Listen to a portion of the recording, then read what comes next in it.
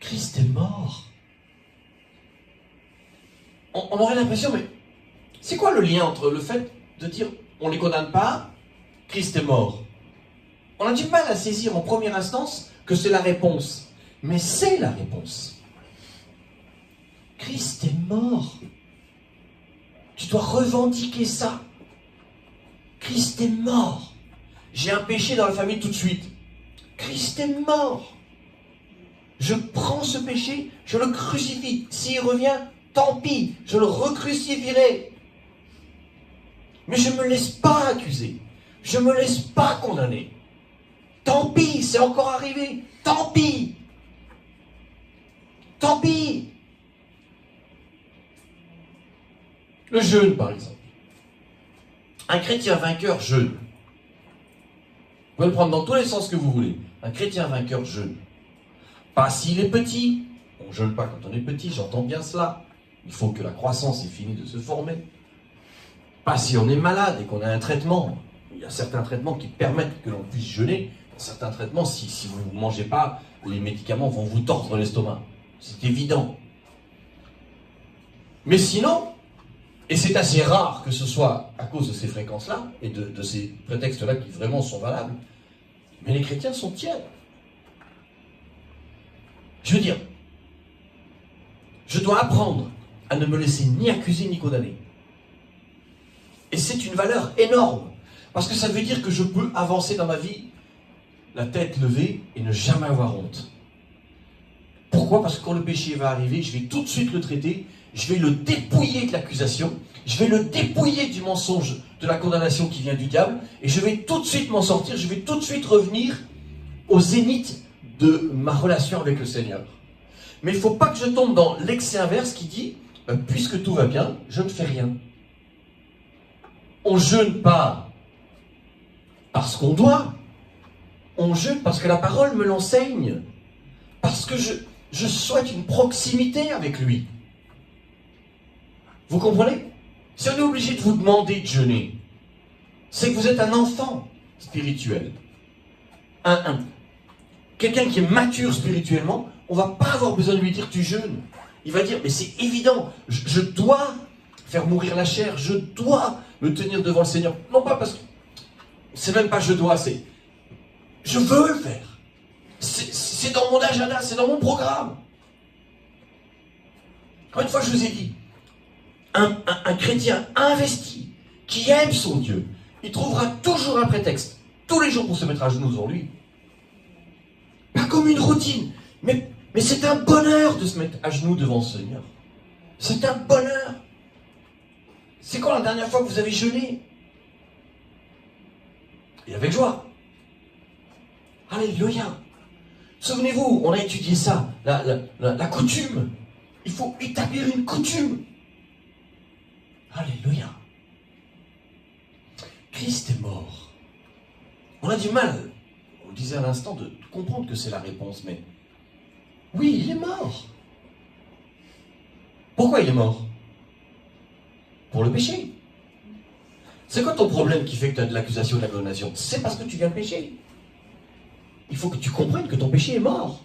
Puisque Christ est mort et que tu lui as donné ta vie, tu es mort avec lui. Et si de plus tu es baptisé, tu as enseveli, tu as noyé le péché. Donc tu as des armes. Alors fais-le. Tangiblement. Ok, j'ai péché. Mais ça n'appartient pas à la nature que Dieu m'a donnée. Le début du chapitre, souvenez-vous, nous dit, il n'y a aucune condamnation pour ceux qui sont en Jésus-Christ. Je suis sous la loi de l'esprit de vie. Donc tout de suite, comprenez bien, c'est un exercice pratique. Le péché arrive, ok, je ne l'occulte pas, mais puisqu'il est mort, puisque le péché appartient à la mort et que j'appartiens à la vie, je ne retourne pas dans le chemin de la mort. J'interdis à mon âme, à mes pensées, à mon corps tout entier, de revenir dans le chemin de la mort. Je reste dans le chemin de la vie. Parce que le diable est un menteur. Si tu ne lis pas ta Bible, si tu ne pries pas, si tu jeûnes pas, tu deviens fragile, tu deviens faible, tu deviens une proie. Et quand l'ennemi va venir te mentir, tu vas le croire. Déjà que tu crois les mensonges de ton âme, tu vas le croire. Il est plus entraîné que toi. Tu vas le croire. Tu vas croire que Dieu t'accuse. Tu vas croire que Dieu te condamne. Tu vas le croire. Est-ce que vous comprenez? En fait, jeûner, c'est comme manger. C'est agréable de manger, à condition que je mange au bon moment les bonnes choses qui vont faire que je reste en bonne santé. Jeûner, c'est la même chose. C'est agréable. Je vous assure. Normalement, il n'y a pas une semaine où je ne jeûne pas. Mais c'est agréable. C'est une coutume qui est bonne, où je suis devant lui. Alléluia. Christ est mort, c'est la réponse. Christ est mort. Et je suis mort avec lui. Et en mourant, il a dépouillé l'accusateur. Il a dépouillé sa puissance de condamnation. Voilà la réponse. Purée, ça a l'air de vous laisser de marbre, mais alors... Alléluia! La puissance de l'accusation est morte.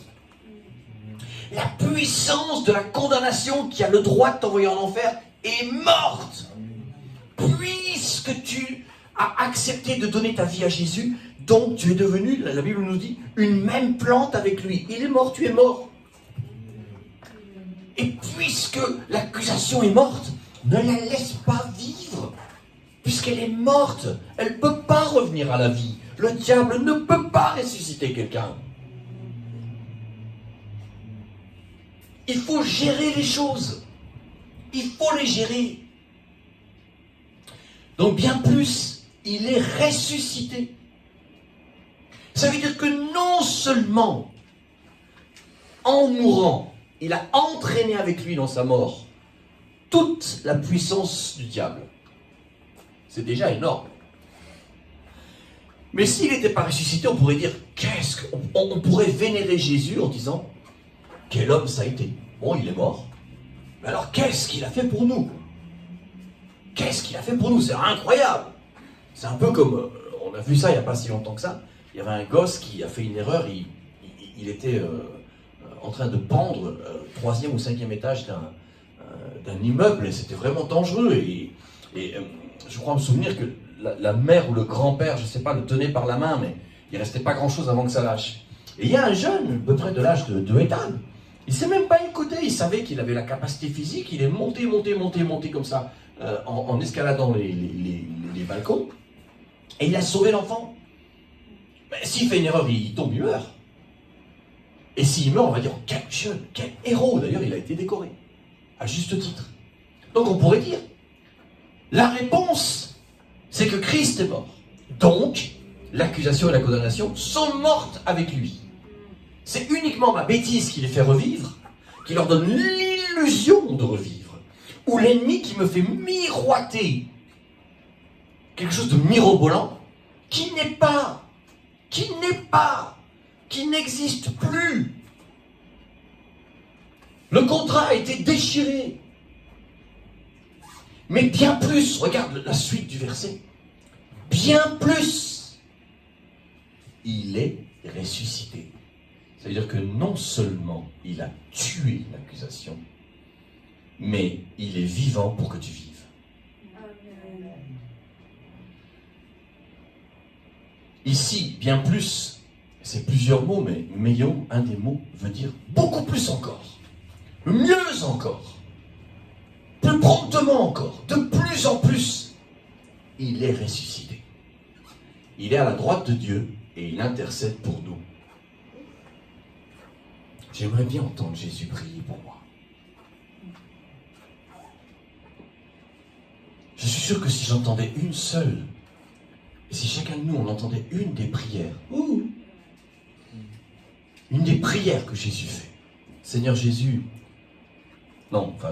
c'est le Seigneur Jésus qui va vers le Père et qui dit, Papa, je te prie pour Ethan. Je suis mort pour lui. Il a du mal encore à se débarrasser de l'accusation et la condamnation pour laquelle j'ai été crucifié. Mais fais-lui grâce, papa. Je suis sûr que si on entendait chacun d'entre nous, presque 30 secondes d'une prière que Jésus a faite, ça changerait beaucoup de choses en nous. Ça changerait beaucoup de choses en nous. Et on a donc deux familles. On a la famille du péché tout de suite et du péché tout le temps. Aucun de nous n'y échappera. Mes amis, musclez-vous. Honorez le Christ. Puisqu'il est mort, comporte-toi comme quelqu'un qui veut glorifier, quelqu'un qui est mort à ta place. Et puisqu'il est vivant, comporte-toi comme quelqu'un qui veut le rendre heureux. Puisqu'il nous regarde, qui veut nous rendre heureux. Qui veut nous rendre heureux. Amen. Maintenant, comment je fais pour savoir? Dans certaines... Il y a des fois, c'est facile quand on est au milieu du chemin. Il y a des choses, c'est facile, tu ne tueras pas, c'est facile. Je tue, je pêche, je tue pas, je pêche pas. Mais il y a des fois, c'est ça le plus compliqué, me semble-t-il. Il y a des fois, il y a des choses, on ne sait pas vraiment, je peux le faire, je peux pas le faire, je peux le faire, je peux pas le faire. Qu'est-ce que me dit la parole? Eh bien, il faut se mettre devant lui, encore et chercher sa parole. Amen. Bien. Et bon, on n'ira pas plus loin que ça. L'important, c'est relisez vos notes. Cherchez à les vivre. Merci Seigneur pour ta grâce. Merci Seigneur pour ta parole. Seigneur Jésus, je te remercie parce que tu es mort pour dépouiller l'accusateur. Tu es mort pour dépouiller la condamnation. Bien plus, tu es ressuscité.